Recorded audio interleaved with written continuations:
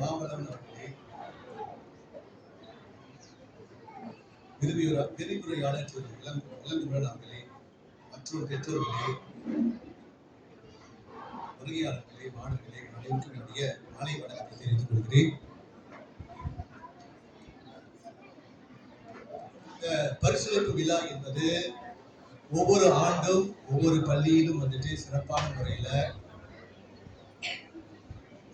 நடத்தப்படக்கூடிய ஒரு நிகழ்வாகும். ஸோ அந்த வகையிலே ஒவ்வொரு ஆண்டும் நமது பள்ளியிலும் இந்த பரிசளிப்பு விழா வந்துட்டு மிக சிறப்பான முறையில நம்ம நடத்த இருக்கின்றோம். இன்று நீங்க பார்த்தீங்கன்னு சொன்னீங்கன்னா ஏறக்குறைய நமது பள்ளியில் வந்துட்டு 240 மாணவர்கள் வந்துட்டு பயில்கிறார்கள். 240 மாணவர்கள்ல ஏறக்குறைய தடிக்கா மாணவர்கள் வந்து ஏறக்குறைய ஒரு 40 மாணவர்கள் இருக்காங்க. மற்ற மாணவர்கள் வந்துட்டு 1ஆம் ஆண்டு வந்து 6ஆம் ஆண்டு வரைக்கும் பயில்கிறார்கள். ஸோ இந்த ஆண்டு தேர்வுன்னு பார்க்கும் பொழுது அடைவு நிலை 5, அடைவு நிலை 6, அதாவது TP5, TP6 சொல்லக்கூடியது. இந்த ஆண்டு வந்து மாணவர்கள் வந்துட்டு அதிகமான மாணவர்கள் இந்த அடைவு நிலை பெற்றிருக்கிறார்கள்.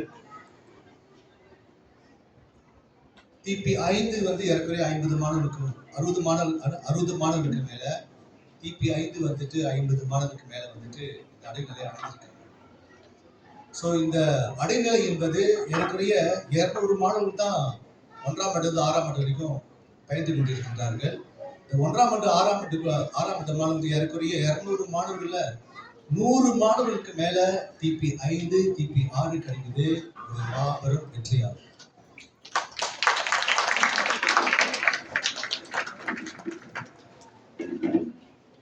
மீண்டும் ஒரு முறை சொல்றேன், அதாவது 200 மாணவர்கள்ல 100 மாணவர்களுக்கு மேல TP5, TP6 கிடைப்பது என்பது ஒரு மாணவர்களுக்கும் சரி, பள்ளிக்கும் சரி ஒரு மாபெரும் வெற்றியாகும்.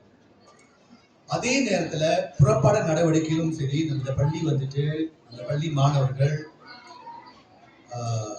மாவட்டத்தை பிரதிநிதித்துவம், மாநிலத்தை பிரதிநிதித்துவம், தேசியத்திலும் பல வெற்றிகளை பெற்றிருக்கிறார்கள். அதுவும் மிகவும் பாராட்டுக்குரியது. ஸோ நம்ம பார்த்தோமா இந்த ஒரு காலத்துல நம்மளாம் பெரும்பாலும் இங்க இருக்கின்ற ஏற்கனவே ஒரு 80% தோட்டப்புறங்கள் தான் இருந்திருப்போம். நம்ம ஒரு 30 ஆண்டுகளுக்கு முன்பு, 35 ஆண்டுகளுக்கு முன்பு தோட்டப்புறத்தில் வாழ்ந்த இந்தியர்கள், நகர்ப்புறத்தில் வாழ்ந்த சீனர்கள், கிராமத்துல வாழ்ந்த மலாய்க்காரர்கள். சீனர்கள் அந்த காலத்துல நகரத்துல வியாபாரமும் பெரும்பாலும் வியாபாரியாக இருந்தாங்க, வியாபாரம் செஞ்சுட்டு இருந்தாங்க, நல்ல ஒரு வாழ்க்கையை அமைச்சுக்கிட்டு இருந்தாங்க, நல்ல செழிப்பாக இருந்தாங்க சொல்லலாம். அதே நேரத்துல மலாய்க்காரர்களும் கிராமத்துல சொந்த வீடும் தனக்குன்னு ஒரு 4 ஏக்கர் 5 ஏக்கர் நிலமும் இருந்தது. அதுல அவங்க மரம் வெட்டிக்கிட்டு, ரப்பர் மரம் சீவிக்கிட்டு தன் குடும்பத்தை காப்பாற்றிக்கிட்டு இருந்தாங்க. இன்னும் பெரும்பாலும் வந்துட்டு நெல் வயல் அவன் சொந்தமான வயல், வீடும் சொந்தமான வீடு. மீனவர்கள் இருந்தாலும் அந்த வீடு சொந்தம் தான், கடல் எல்லாத்துக்குமே சொந்தம். ஆனா இந்தியர்கள் வந்துட்டு தோட்டப்படம் இருக்கும்போது அந்த வீடும் சொந்தம் இல்லை, அந்த நிலமும் சொந்தம் இல்லை. ஓகே, அந்த நேரத்துல இந்த மலேசியாவுல இந்த 3 இனங்கள்ல எந்த இனம் சிறப்பா வாழ்ந்துட்டு இருக்கு அப்படின்னு சொன்னா நான் சொல்லவே வேண்டாம், சீனர்கள் சொல்லிடுவார். இரண்டாவது எந்த இனம்னு சொன்னா மலாய்க்காரன்னு சொல்லிடுவார். அப்ப நாம எங்க இருக்கிறோம்? 3ஆவதா இருந்தோம். 30 ஆண்டுகளுக்கு பிறகு, இப்பொழுது 1990க்கு பிறகு இது வந்து பெரிய ஒரு மாற்றம் அடையும், பெரிய ஒரு மாற்றம். அந்த காலகட்டத்தில் கூட சீன பள்ளி நல்ல சிறந்த பள்ளியா, மலாய் பள்ளி சிறந்த பள்ளியா, அல்லது தமிழ் பள்ளிகள் சிறந்த பள்ளியான்னு சொன்னா கண்டிப்பா நமது பள்ளி வந்துட்டு முதல் இடத்துக்கு வர வாய்ப்பு இல்லை அந்த நேரத்தில். ஆனா இது வந்துட்டு காலம் மாறுது. 1990க்கு பிறகு தமிழ் பள்ளிக்கூடம் வந்து சிறப்பான முறையில வந்துட்டு மாணவர்கள் தேர்ச்சி அடைகிறாங்க. சிறப்பான முறையில தமிழ் பள்ளிக்கூடம் வந்துட்டு இயங்கிக் கொண்டிருக்கின்றன. அப்படி தமிழ் பள்ளிக்கூடம் சிறப்பான முறையில இயங்கவில்லை என்றால் 533 பள்ளிக்கூடங்களை வைத்துக் கொண்டு இந்த நாட்டுல சில பள்ளிக்கூடங்கள் வந்துட்டு 300 மாணவர்களுக்கு அதிகமாகவும், சில பள்ளிக்கூடங்கள் 500 மாணவர்களுக்கு அதிகமாகவும், பெரும்பாலும் பள்ளிகள்ல 30 மாணவர்களுக்கு குறைவாகவும் காலத்துக்கு கடந்து வந்திருக்க முடியாது. எல்லாருமே தமிழ் பள்ளிகளை வந்து குறை சொல்லி இந்த பள்ளிக்கூடம்லாம் ஒரு மூடர நிலைமைக்கு வந்திருக்கும் நேரம். ஆனா வரல.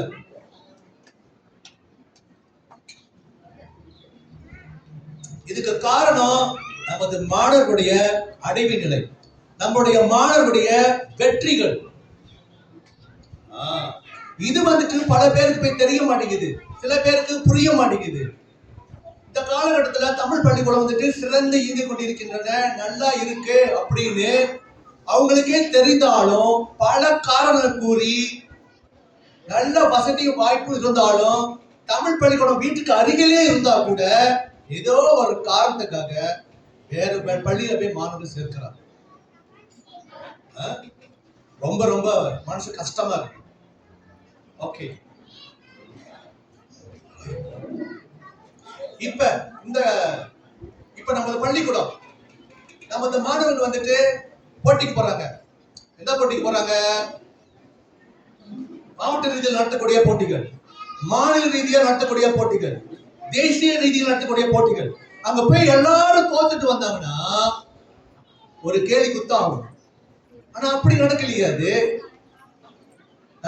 பெரும்பாலும் போட்டிகளை வந்துட்டு நம்ம மாணவர்கள் வந்துட்டு பெரும்பாலும் போட்டிகள் மலாய் மாணவர்களுக்கும் சீன மாணவர்களுக்கும் ஈடு கொடுத்து பல போட்டிகளை வெற்றி பெறாங்க, முதன்மை நிலைமை வர்றாங்க. அதுக்கு என்ன அர்த்தம்? ஒரே அர்த்தம் தான், தமிழ் பள்ளிகள் சிறப்பான முறையில இயங்கிக் கொண்டு இருக்கின்றன. தமிழ் மாணவர்கள், இந்திய மாணவர்கள் சிறப்பான முறையில கல்வியில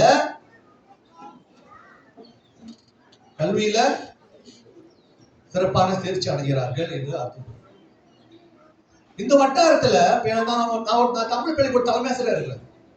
இந்த வட்டாரத்துல யாருமே எந்த ஒரு தலைமை ஆசிரியருமே ஒரு பிபிடி ஆபீசர் 63-70 பேர் இருக்காங்க. யாருமே ஒருத்தர் வந்து கூட அந்த பள்ளிக்கூடம் சிறப்பா இல்லைன்னு சொல்லவே மாட்டாங்க.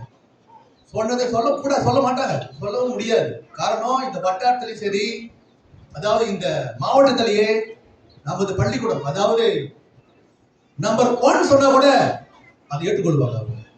அவங்களே சொல்றதுதான். உதாரணத்துக்கு டிஐபி, டியூவல் லாங்குவேஜ் ப்ரோக்ராம்ல நாம தான் நம்பர் 1. இது நான் சொல்லலுங்க, வந்து பார்த்துட்டு போறோம் சொல்றாங்க. ஓகே, இடையில கூட இந்த ஸ்டைம் ஒன்று இருக்கு. ஓகேங்களா? இடையில வந்துட்டு எனக்கு ஒரு 31 பள்ளியை சார்ந்த அறிவியல் ஆசிரியர்கள் நம்ம பள்ளிக்கூடத்துக்கு வந்தாரு. ஓகேவா? வந்துட்டு அவங்க ஆரம்பத்தில் வரும்போது தமிழ்நாடு அப்போ நம்ம 1000 பிள்ளைங்க வச்சிருக்கோம், 1500 பிள்ளைங்க வச்சிருக்கோம், அப்படின்னா இவங்க சிறப்பா செஞ்சிட போறானுங்க அப்படிதான் வந்துட்டு ஒரு உட்கார்ந்து இருந்தாங்க. ஆனா எங்க ஆசிரியர்கள் ஒரு ஆசிரியர் வந்துட்டு பிரசன்ட் பண்ணாங்க என்ன நடக்குது பள்ளிக்கூடத்துல. மழையிலையும் ஆங்கிலத்துல பிச்சு உதறாங்க. நான் முடிச்சுட்டு பேர் சொன்னேன், அம்மா ஒரே வார்த்தை சொல்றேன், யூ சுட் ஹவ் லொஞ்சாக்கன் சஹாம் ஸ்கோலா கிட்ட. அந்த அளவுக்கு சிறப்பா பேசினாங்க, அந்த அளவுக்கு சிறப்பாகவும் இருந்தது மாணவர் அடைவின் நிலை. போகும் பொழுது அந்த 1000 பள்ளியை கொண்ட மாணவர்களும் 1500 பள்ளியில் படிக்கின்ற ஆசிரியர்களும் பாராட்டிட்டு போனாங்க. ஓகே, அது பல உதாரணங்கள்ல ஒன்று. அடுத்தது என்ன சொல்லணும் உங்களுக்குன்னா, எஸ்பிஎம் பரீட்சை வெளியான பிறகு ஒவ்வொரு ஆண்டும் நமது பள்ளியில வந்துட்டு ஏறக்குறைய 30 மாணவர்கள், ஏறக்குறைய தத்தையம் பள்ளியிலையும் மற்ற வேளாண் பள்ளியில் வரக்கூடிய மாணவர்கள் 20 மாணவர்கள் அதிகரிச்சுக்குமே, 50 மாணவர்கள். சீன பள்ளியில் இருந்துட்டு அந்த இடைநிலை பள்ளிக்கு போற மாணவர்கள் வந்துட்டு ஏறக்குறைய ஒரு 100 மாணவர்கள் இருப்பாங்க. 100 மாணவர்கள் மேலே இருப்பாங்க. மலைப்பள்ளி மாணவர்கள் ஏறக்குறைய 600-700 பேர் இருப்பாங்க. 600-700 100க்கு மேல நம்ம 50 தான் இந்த வட்டாரத்துல. ஆனா எஸ்பிஎம் ரிசல்ட் வரும் பொழுது 6 மாணவர்கள் 8 மாணவர்கள் ஸ்டேட் ஏ கிடைச்சுன்னா 4 மாணவர்கள் 3 மாணவர்கள் தமிழ் பள்ளியை சேர்ந்த மாணவர்கள் இருக்காங்க. அதுல நம்ம பள்ளியை சேர்ந்தவங்க ஏற்கனவே 3 பேர் 2 பேர் கண்டிப்பா ஒவ்வொரு ஆண்டும் இருக்கும். இது ஒரு வெற்றி இல்லையா? அது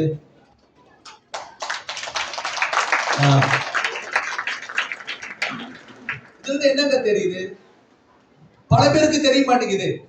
ஆனா எனக்கு நல்லா தெரியுது, தமிழ் பள்ளிக்கூடம் சிறப்பா இருக்கு.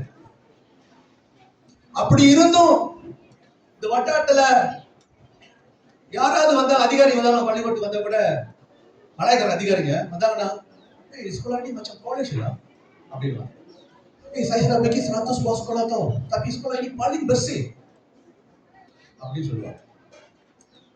கிளாஸ்க்குள்ள போவாங்க, பிள்ளைங்களோட வந்துட்டு பிள்ளைங்களுடைய அந்த எப்படி ஆக்டிவா இருக்காங்க, ஆசிரியர் எப்படி படிச்சு கொடுக்குறாங்க, பிள்ளைங்க எப்படி ஆக்டிவா இருக்காங்க, வந்துட்டு அந்த ஃபீட்பேக் எல்லாமே பாசிட்டிவா தான் இருக்கும். இவங்க போயிட்டு இவங்க சென்று அங்க மேலிடத்துல சமரிக்கும் போது நம்ம பள்ளியை பத்தி பெருமையா தான் சொல்லியிருக்காங்க. நான் ஏற்கனவே சொல்லியிருக்கேன், நம்மளோட பள்ளியோட அடைவு நிலை, நம்ம பள்ளிக்கூடம்லாம் ஒரு முறை வந்துட்டு ஒரு 3/4 மணி நேரம் நான் பிபிடி ஆபீஸ்ல வந்துட்டு நான் பிரசன்ட் பண்ண பொழுது, அது ஒரு அதிகாரி, புதுசா வந்த அதிகாரி, இது ஒரு பள்ளிக்கூடம் இந்த டயரால இருக்கா அப்படின்னு கேட்டாரு. இது ஒரு பள்ளிக்கூடம், இது மாதிரி ஒரு பள்ளிக்கூடம் டயரால இருக்கான்னு கேட்டாரு. அது கேட்கும் போது ஒரு தலைமை முறை எனக்கு எப்படி இருக்குன்னு நினைக்கிறீங்க? ஆனாலும் உங்கள சில பேருக்கு மேல குறைதான், எங்க மேல குறைதான். கண்டிக்கும் ஆசிரியர் கரை சேர்த்து விடுவார், கவலைப்படாதே மகனே என்று முத சொல்லுவாங்க. இப்ப அப்பா அம்மாவுக்கு என்ன சொல்றாரு? பயப்படாத, கண்டிக்கும் ஆசிரியர் தண்டிக்கப்படுவார் மகனே, கவலைப்படாதே அப்படின்னு வருது. என்னோட ஆசிரியர் பயப்படுறாங்க, ஒரு ஏசுவதற்கு பயப்படுறாங்க, கண்டிக்கிறதுக்கு பயப்படுறாங்க.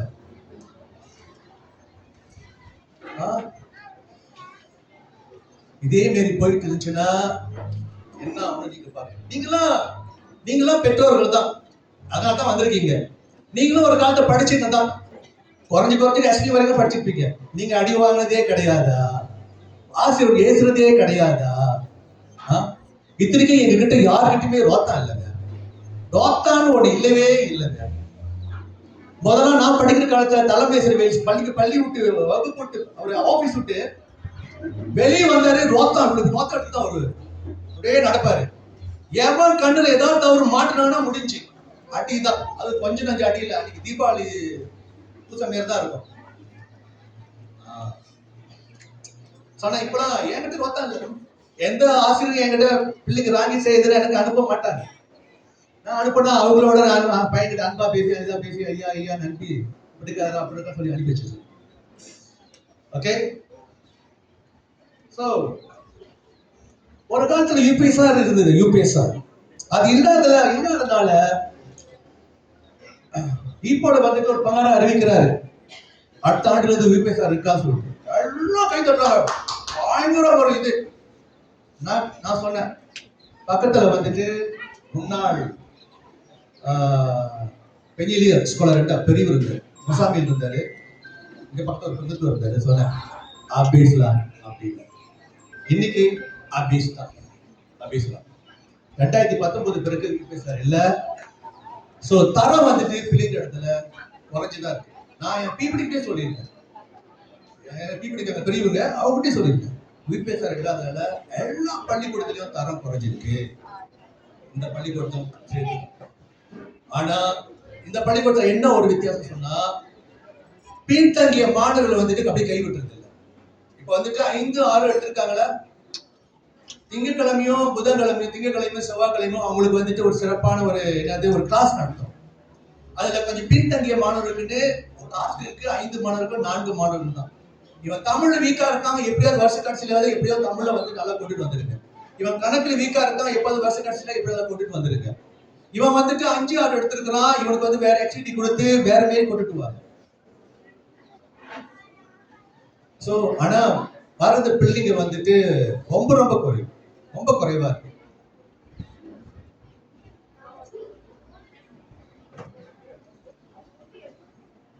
ரொம்ப குறைவா இருக்கு. சோ காரணம் டிரான்ஸ்போர்ட் பிரச்சனை, இன்னொரு பிரச்சனை சொல்றாங்க. நான் என்ன செய்ய முடியும்? நினைக்கிறேன் இந்த வட்டாரத்தை எந்த பள்ளியும் வந்துட்டு ஆசிரியர்கள் வந்துட்டு மணி ஒரு 3-4 வரைக்கும் பிடிச்சிருக்கு கிடையாது. நாங்க வச்சிருக்கேன் மணி திங்கள், செவ்வாய், புதன், வியாழக்கிழமை வந்துட்டு எங்களுக்கு மீட்டிங் இருக்கும் ஆசிரியர் பிள்ளைங்களுக்கு. சோ இன்னும் சொல்ல போனா மேலும் நம்ம மாணவருடைய பிறகு பள்ளியில வந்துட்டு மாலை வகுப்பு இருக்கு, கம்ப்யூட்டர் கிளாஸ் ஏற்கனவே சொல்லியிருக்கிறேன். நம்ம பிரத்யேகமா கம்ப்யூட்டர் கிளாஸ் நடத்திட்டு இருக்கு. பாலர் பள்ளியிலிருந்து 6ஆம் ஆண்டு வரைக்கும் அவங்களுக்கு ஒரு வாரத்துக்கு ஒரு வகுப்பு தான் வர முடியும். காரணம் எங்க பாடம் வந்து அப்பதான் அரேஞ்ச் பண்ணி வைக்க முடியும் வாரத்துக்கு. ஆனா ஒவ்வொரு வாரமும் வந்து கற்றுக் கொடுத்ததுனால இந்த மாணவர்கள் 6ஆம் ஆண்டு முடிந்து இடைநிலைக்கு போகும்பொழுது கண்டிப்பாக கணினியில ஒரு ஒரு ஒரு அடைநிலை அடைஞ்சிருப்பாங்க. கண்டிப்பா கணினியில ஒரு அடைநிலை அடைஞ்சிருப்பாங்க. சோ யாருக்காரு வந்து வீட்டுல ஒரு கணினி வந்து நீங்க கையில ஏற்பாடு கொடுத்துருங்க, இங்க படிக்கிறது அது வந்துட்டு அவங்க அது வீட்டிலேயே வந்துட்டு அவங்க அதை பயன்படுத்தும் போது அதிகமான விசில் கத்துக்குவாங்க. இப்போ உலகம் கணினி இல்லைன்னா உலகமே இல்லை. ஆர்டிபிஷியல் இன்டெலிஜென்ஸ் சொல்லிட்டு இப்ப அதுதான் புது யுகம். 2019 வரும்போது நான் சொல்லியிருக்கேன், அடுத்தது கணினி ஆர்டிபிஷியல் இன்டெலிஜென்ஸ் தான் சொல்லியிருக்கேன். இப்ப அது வந்து நம்பர் 1 வந்துருச்சு. மலேசியா ஏசியால வந்துட்டு மலேசியா வந்துட்டு இந்த செமிகண்டக்டர்ல ஒரு அருமையான ஒரு என்ன சொல்லுவோம், செமிகண்டக்டர்ல ஒரு முக்கியமான நாடா மாறிடுச்சு மலேசியா. செமிகண்டக்டர்ல அது முக்கிய செமிகண்டக்டர் பெனேங் சொன்னா செமிகண்டக்டர் வந்து பெனேங்கும் சவுத்தன் கடாவும் semiconductor. Automatic industry Tanjung Malim. பாருங்க எங்க இருக்கீங்க நீங்க, ஆட்டோமேட்டிக் இண்டஸ்ட்ரி தஞ்சோங் மாலே. அடுத்தது Tata centre Southern Johor. Oil and gas Sarawak. இது மாதிரி இந்த இடம்லாம் வேகமா வளர்ச்சி அடைஞ்சிட்டு வருது. தஞ்சமாலை வந்துட்டு இன்னொரு 5-10 ஆண்டுகள் எப்படி இருக்க போகுதுன்னு எனக்கு தெரியல. இப்பவே நாளிதழ ஒரு அன்னைக்கு பாக்குற ஒரு 3 நாள தொடர்ச்சியா தஞ்சமாலை பத்தி எழுதிட்டு இருக்காங்க. இங்குள்ள மக்கள் ப்ரோசசிட்டி மக்கள் வந்து ரொம்ப கம்ப்ளைண்ட் பண்றாங்க. எங்களுக்கு இது வந்து ரொம்ப இன்ட்ரெஸ்டிங்கா போயிட்டு இருக்கு, ரொம்ப இன்ட்ரெஸ்டிங்கா இருக்கு, இந்த நேரம் இப்படி சொன்னாங்க அப்படி சொன்னாங்க, ரொம்ப இன்ட்ரெஸ்டிங் ஆகிட்டு இருக்கு அப்படின்னு. ஓகே, இப்ப இருக்கு பிஓஐடி வந்துட்டாங்க. பார்த்திருப்பீங்க, கத்தவேல எஸ்டேட் வந்து முழுமையா எடுக்க போறாங்க. கத்தவேல எஸ்டேட் முழுமையா எடுத்து பிஓஐடி வந்துட்டாங்க. அடுத்தது வேலை வாய்ப்புகள் வந்துட்டு அதிகமா இருக்க பொழுது உங்க பிள்ளைகள் நமது மாணவர்கள் நல்ல ஒரு ஒரு இன்ஜினியரிங் துறையிலயும் ஆட்டோமேட்டிக் இன்ஜினியரிங் எல்லாம் எடுத்திருந்தாங்கன்னா வேலை வாய்ப்பு இங்கேயே அவங்க சிறப்பா கிடைக்கும். இன்னொன்னு வந்துட்டு வெளியூருக்கு போக வேண்டாம், வந்து இங்க வீட்டை தங்கிக்குவாங்க, இங்கேயே சாப்பிட்டுக்குவாங்க, செலவுகள் குறைவுன்னு சொல்லுவாங்க. ஓகே, அடுத்தது 2 கடந்த ஆண்டு இறுதியில் பார்த்தோமா ஏறக்குறைய ஒரு 5 லட்சம் மாணவர்கள் வந்துட்டு பர்மாத்த பித்தார் என்ற சோதனை அல்ல பரீட்சை அல்லது ஒரு சோதனை மலேசியா பூரா 5 லட்சம் மாணவர்கள் பங்கெடுத்தாங்க. அது வந்துட்டு பல ஸ்டேஜ்க்கு பிறகு நமது பள்ளியை சார்ந்த ஒரு மாணவன் டாக்டர் இளங்குமரன் இருக்காரு, இந்த பர்மாத்தா பித்தார்ல வந்துட்டு அவருக்கு இடம் கிடைச்சு படிக்க. இது எவ்வளவு பெரிய வெற்றி தெரியுங்களா?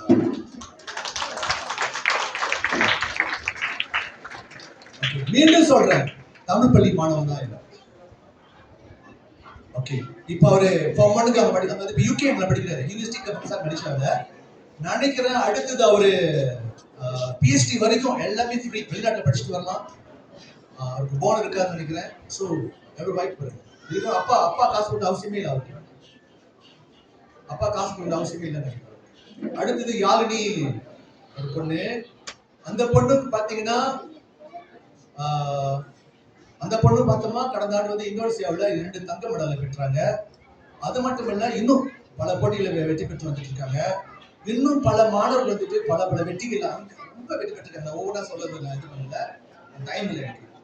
ஓகே, மீன் என்ன சொல்றேன்னா, இந்த டிஎஸ்டிஎம் வந்து எந்த வகையிலையும் இந்த வட்டாரத்தில் எந்த வகையிலுமே எந்த பள்ளிக்கூடத்திலையும் யாருக்கு அதாவது வந்துட்டு பின்தங்கியது கிடையாது.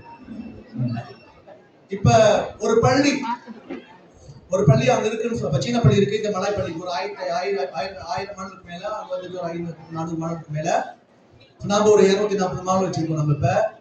சோ யாருமே apalah sekolah Tamil ini, apalah sekolah Tamil, saja mereka buat sekolah Tamil tapi tak ada apa-apa ni perkembangan, tak ada apa kemajuan.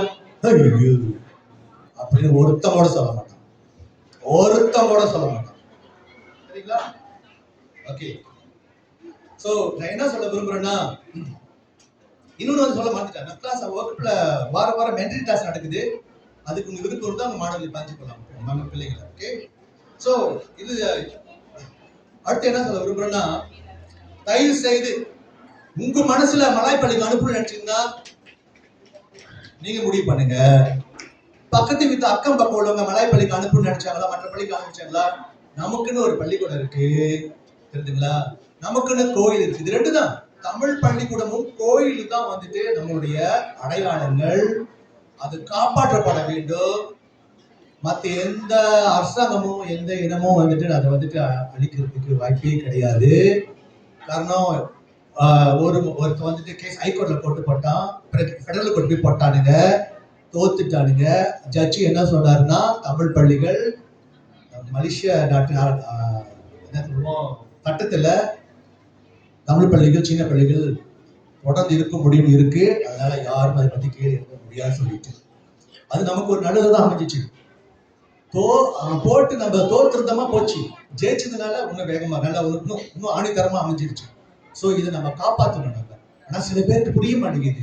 கட்டுறதுக்கு நல்லா சேலை வேணும், வீட்டுல எல்லாம் சாம்பார் ரசம் ஒரு தனி அரை கோயில் வேணும். கல்யாணத்துக்கு கல்யாணத்துக்கு போகும்போது எல்லாம் போய் ஒரு அழகு பிடிக்கிறதுக்கு தமிழ்நாடு வேணும், இந்தியர்கள் வேணும். ஆனா தமிழ் பள்ளிக்கூடம் மட்டும் வேண்டாம் சில பேர். இந்த இந்த மனுஷன் இந்திய கலாச்சாரத்தை காப்பாற்றுறதே இந்த தமிழ் பள்ளிக்கூடம், இந்த கோயில் தெரியுதுங்களா? சோ உங்க சொந்தத்துல யாராவது இருந்தாங்களோ அங்க இருப்பாங்க, என்னோடமோ காரணம் சொல்லுவாங்க, என்னென்னமோ காரணம் சொல்லுவாங்க. தூரமா இருக்கு, தமிழ் பள்ளிக்கூடம் என்ன இருக்கு, என்ன நடத்துறானுங்க, என்ன பண்றானுங்க, அங்க மட்டும் ரொம்ப என்னது பாலும் சோறும் இணைஞ்சு ஊற்றி விடுறானுங்க. நல்லா தெரியுங்க. ஓகேங்க, தயவு செய்துங்க. காரணம் ஏன்னா அடுத்த வருஷம் நான் ரிட்டையர் ஆகிடுவேன். அடுத்த வருஷம் நான் வந்துட்டு அடுத்த வருஷம் கடைசி வருஷம் அந்த பள்ளியில. சோ அதனால இந்த பள்ளியை பொறுத்த வரைக்கும் நான் வந்து எல்லாமே செஞ்சுட்டேன். கம்ப்ளீட் பெர்ஃபெக்ட்டா இருக்கு பள்ளிக்கூடம். அதனால தான் காலேஜ் பேருக்கு சொல்றானுங்க. ரெண்டு விஷயம் தான் செய்யல. ஒண்ணு அந்த கடல் வேலி, இன்னொன்னு இந்த லங்ஸ். இது சைடுக்கு எவ்வளவு கேட்டா 4500 கேட்டாங்க, 4300 கேட்டாங்க. மோட்டர் போட்டா 29 வெள்ளி கேட்டாங்க. அப்படியே இருக்கு. அது இன்னும் போராடிட்டு தான் இருக்கேன். அது எப்படியாவது அந்த அடுத்த வருஷம் ரிட்டையர் காட்டி அதை செஞ்சுட்டு போயிடணும், செஞ்சிடணும்னு நினைக்கிறேன். ஓகே,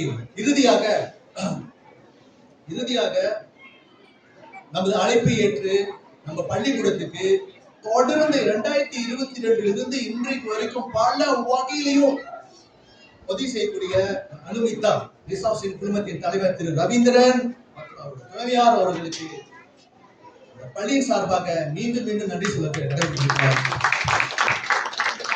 அவங்க கோலாலம்பூர்லேருந்து இவ்வளவு தூரம் எத்தனையோ பள்ளிக்கூடம் இருக்கு, அவங்க எங்கேயும் போகலாம், நம்ம பள்ளியை தேர்ந்தெடுத்து தொடர்ந்து வசூலிட்டு வராங்க. அவருக்கு நன்றி சொல்லியிருக்காங்க. ஓகே, பிறகு அண்ணன் அந்த PS நாயுடு அவர்களும் வருஷம் வந்துருவாரு, நிகழ்ச்சிக்கு வந்துருவாரு, நிகழ்ச்சி சிரமிப்பாரு. அவரும் பள்ளிக்கு உதவி செஞ்சுட்டு இருக்காரு. இந்த வகையில் அவருக்கு நன்றி சொல்றேன். மீண்டும் பல பெற்றோர்கள் வந்துட்டு பல வகையில பிள்ளைகளுக்கு உதவி செஞ்சு வந்திருக்கீங்க. இடையில நம்ம மாணவர்கள்லாம் கோலம்பூருக்கு போயிட்டு வந்துட்டு இருக்காங்க. அதுக்கு வந்துட்டு யுவராஜ் அவர்கள்லாம் வந்துட்டு அந்த சாப்பாடு செலவு இது மாதிரிலாம் அவர் கொடுத்துருக்காரு. அந்த பக்கம் நம்ம மாரிமுத்து இருக்காரு, ஸ்ரீபுர தமிழ் பள்ளி முன்னாள் மாணவர் சங்க தலைவர். அவரு கேட்பாரு, சார் ஏதோ உதவி நான் கேள்வி சார் செய்யறேன். நம்ம அடுத்தது ஒரு 14 நாள் புறக்கணிப்பு இருக்கு 6ஆம் ஆண்டு மாணவர்களுக்கு. ஸோ அவர் 2 நாள் சாப்பாடு எடுத்துட்டு இருக்காரு. அதான் இது மாதிரி கொஞ்சம் கொஞ்சமா உதவி செய்யதான் எங்களுக்கு வந்து பலமா இருக்கு பாருங்க. ஓகே, ஸோ மீண்டும் அடுத்த எல்லாருக்கும் மீண்டும் நன்றி சொல்லிக்கிறேன்.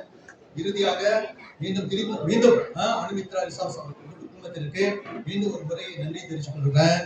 ஓகேங்களா? இது அவங்க செய்யற உதவி எப்படி அவங்களுக்கு நன்றி கடன்.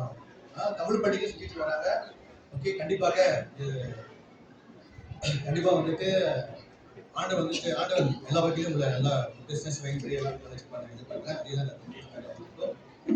இறுதியாக வாழ்க தமிழ் மொழி, வளர்க தமிழ் பள்ளி. நன்றி, வணக்கம்.